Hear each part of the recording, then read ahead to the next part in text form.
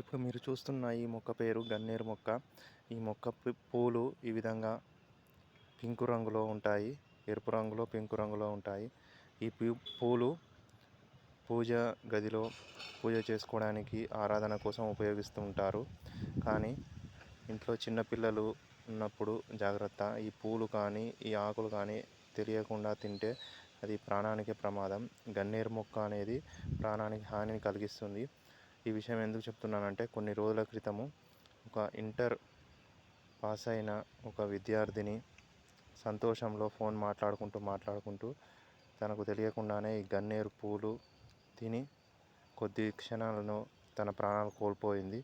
అందుకే ఈ గన్నేరు పూలు దేవుడి దగ్గర పెట్టేటప్పుడు ఇంట్లో చిన్నపిల్లలు ఉన్నారా లేదా చూసుకొని జాగ్రత్తగా పూజ గదిలో దేవుడి దగ్గర పెట్టుకొని మళ్ళీ వెంటనే పూలు పిల్లలకు కనిపించకుండా తీసి పక్కన పెట్టుకోవాలి. అలాగే ఎట్టి పరిస్థితుల్లో ఈ పూలు కానీ, చెట్టు ఆకులు కానీ తినకూడదు. ఇది ప్రాణానికి హానికరం, ప్రాణాలు తీస్తుంది. పూజకు మాత్రమే పూలను ఉపయోగించాలి. ఈ విషయాన్ని మీకు తెలియజేస్తున్నాను.